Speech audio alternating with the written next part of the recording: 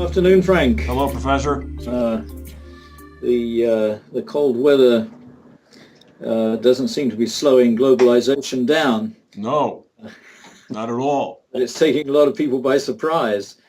Uh, they're having to get used to things that they weren't used to before, which is good practice. Um, the number of flights that have been cancelled the last couple of days has obviously caused an enormous amount of disruption. But what I have on my mind more than anything else is the political disruptions, or at least political problems that seem to be increasing. It seems to me that the faith we have developed over the past century, and especially the last 50 years, in a particular type of political process, which we call democratic, is becoming more and more questionable. It seems not to be working in more and more places. I don't know how it appears to you, but Well, what in particular? Last week we spoke about the South Sudan, and you, I think, very correctly observed that Western-style democracy would have a difficult time working there. I mean, what in particular has your even though we attention? have no other model to offer them. That's correct. Well, I mean, if you look at what's happening in what Kerry is doing in with Israel and Palestine, and Hmm. the negotiations in Geneva, and the problems that the way Obama's State of the Union, which is now called SOTU, Yeah. uh, was criticized, eloquent, very eloquent, but empty, is essentially what people have been saying about it. Hmm. And the problems that Cameron is running into in England, and Hollande, of course, in France. It's Yeah. Oh, yes. Yes. Yes. Yeah.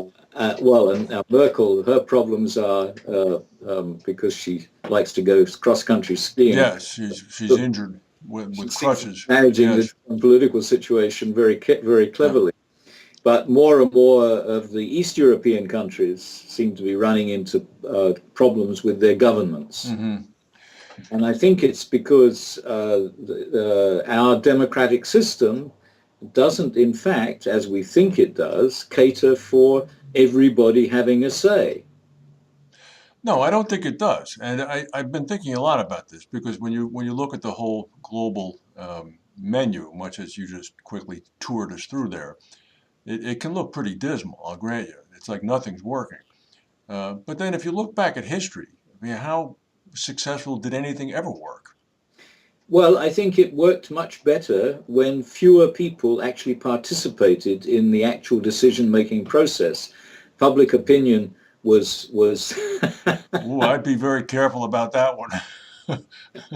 I think that, I mean, what's happened in the last 50 years is that people have been getting more information, and have been, and public opinion swirls around now, and you can't rely on what's going to happen to public opinion tomorrow. No, and that is sort of the whole raison d'etre of these calls. I mean, you're exactly right. More people are more informed, who have more opinions, who are more willing to express them and actually do something about them. You're right. You're right. And the model that we have for bringing everything together in a sort of political pyramid, even if the pyramid, the American pyramid, of course, has three peaks to it, which is was one idea of how to make sure that everything gets carefully thought about before any decisions are made. But it's too careful, Hmm. and it means that nothing gets done, and nobody can actually satisfy public opinion for long enough. And that seems, I mean, goodness knows what's going to happen in India this Election, spring when they right. have an election, because they've got no model. I mean, the Westminster model won't work with the person who's the most popular candidate, I don't think. No, and I mean, if you talk about countries that perhaps are dealing with various factions and different groups that are just waiting to have a match lit on the kindling, so to speak, insofar as more globalization empowerment. I mean, that India would be a classic example of one getting ready. And the other thing is that uh, more and more people are getting fed up with their boundaries. Yes, With their yes. boundaries.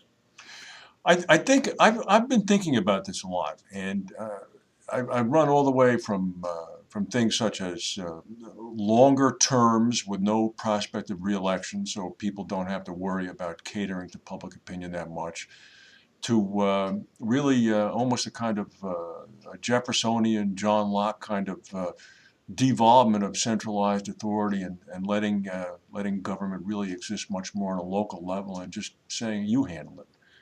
And I don't know really, it may ultimately go that way if you can remove the need for protection of people and common provisions for sanitation and health and communications and things of that nature.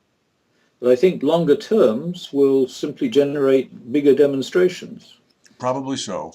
I mean, look at Egypt at the moment, where the country seems to be divided in half between Mm, two um, points of view about the way the country should run that are relatively evenly divided geographically, hmm. and one has more power than the other, so that's presumably going to win. But whether it will be able to last, I don't know. Where do you think they keep that glass cage, by the way? They obviously clean it up nicely and dust it off, and they know right where it is. They go get it with regularity, don't they? Yes, I don't Uh, know. I don't know. But Interesting. I mean, it's very interesting that Iran gets very bad press, but in Hmm. fact is working democratically better than a lot of other countries. Hmm. Hmm. But even there is a serious and increasing disagreement between young people and older people. And Hmm. government is run by the older people, and the young people are running their own lives in complete disregard or increasing disregard of government principles. So there's young people, women are living on their own instead of getting married. There's big rock and roll and other types of modern music being played in basements. Right, right. I have a very good friend of mine with whom I spoke about 40 minutes yesterday. He's older than me by about maybe 10 or so years. He's been retired from the international banking industry, very successful, and he he's an American. He lives in England. He lives in London, and he went back to the Fletcher School at Tufts and obtained a master's degree and is now working there in some sort of ex officio capacity. He has been to Iran twice in the past 18 months and is going there again in April. And he knows the wife of the foreign minister Zarif. I mentioned that you had an acquaintance with Foreign Minister Zarif. He says that nobody in Iran is uninterested in better relations with the United States. He said that it's lip service to the regime, and there's a very, very keen interest in once again embracing relations with the West. However, the regime is not, the priority of the regime is not having no relations with the West. It's being treated as an equal partner with other countries. I agree with that, and there's no reason why that shouldn't occur. Yeah. And we were both lamenting the fact that, for various reasons, probably some of them quite good ones, the Iranians have ended up in a position where it's almost like the dog whistle kind of thing. You mention the Iranians, and the West automatically reacts. They think of the embassy takeover. They think of the Ayatollahs. They think of the Death to America protests. They think of everything else. They think of terrorism, et cetera, et cetera. And that has to be overcome. And what this gentleman said is that anybody, especially where he lives in Britain, which has a very big expat Iranian community who travel very frequently to Tehran, he said that really the United States is in many respects like the last holdout in maintaining this view of the Iranians as being extreme. Now, Mhm. I'm not going so far as to say they're cleaner than Caesar's wife or whatever, but I do think it's time for a revision in thinking about them. Uh, no, and I think it's coming, and I think Obama understands that. He seems to. But his problem is managing his own political system.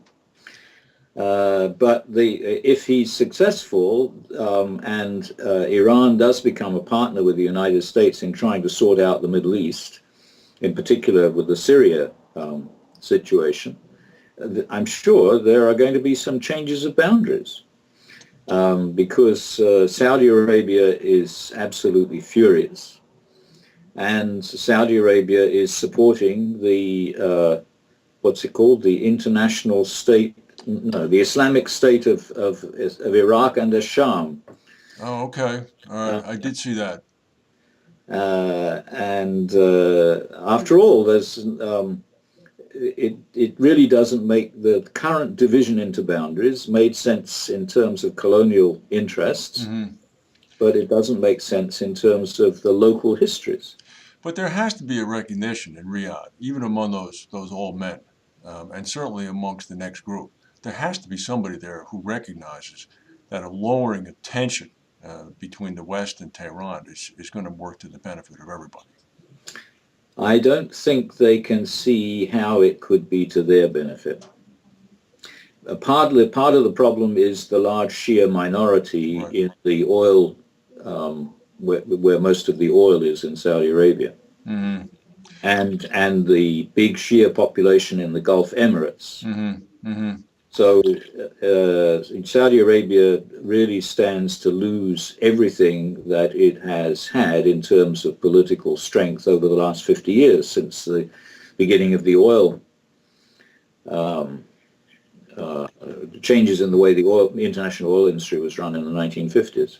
Well, they're not. They don't think they're in danger of losing their oil fields, do they? Oh no, but they're in danger of losing the political influence they've had over the last 50 years, which was based on their position in the oil Yeah. industry. Well, they may not. Well, let's. I don't like that verb to lose. They're going to have to adjust it. They'll have to adjust it because there'll be another player. Yeah, You know, yeah. I mean that's change. Change comes every day on the global stage and everywhere else. And I mean that's the difficulty when you have those octogenarians running the country. They don't like change. It's difficult to find octogenarians that like change. That's true. Well, it's Uh, difficult enough also to find octogenarians who like change, but octogenarians running countries. Yeah, yes, there aren't so many anymore as there used to be. that's true. There Uh, used to be many of them. You're but right. one thing that might happen with the change in the political international situation of Iran and Saudi Arabia is that whereas up until 1980, up until Khomeini's success in the Iranian Revolution, nobody had any doubt that Sunni Islam was Islam and everything else was deviant, even though Iran had been Shia since 1501. Hmm. Since Khomeini, there's been the beginnings of doubts about that because he was bringing Islam into the modern world in terms of the relationship with the West in a way that nobody else was. But if the relationship between Shia Iran and Sunni Saudi Arabia now evens out politically on the global scale, there's a lot of other divisions in Islam. And Islam has this ideology of complete unity, Yes. Yes. and it's going to be very difficult to maintain that. I mean, the Oman has a different attitude towards Islam. A large minority in Yemen has a different is. I mean, in Christianity we call it a different sect. Right. Right. Apart from the fact that there are Shia, the southern half of Iraq and the southern half of Lebanon are Shia, and there's a lot of other divisions in different places. This is particularly a problem in Pakistan at the moment, and so I think that this evening out between Iran and Saudi Arabia would also cause political changes in Pakistan, which could be good in the long run, but could Hmm. lead to a lot of fighting. I think the overall problem, at least to my limited mind, is that nobody can see which way these dominoes are ever going to fall. I mean, they're too far out in the future. And I saw a quote today. It might have come from one of the Israeli political figures. referring to John Kerry as the master of the interim agreement. That's the wonderful thing about watching things as they happen, that it's Mm, continuously exciting. right, right. Is that you beeping there? It's unfortunately it's somebody trying to call me. All right. Well, I think we're at our time anyway. Yeah, So, okay. all right, Professor. Well, thank you very much. I look forward to next week. Yes. All right. Thank you. Bye. Bye.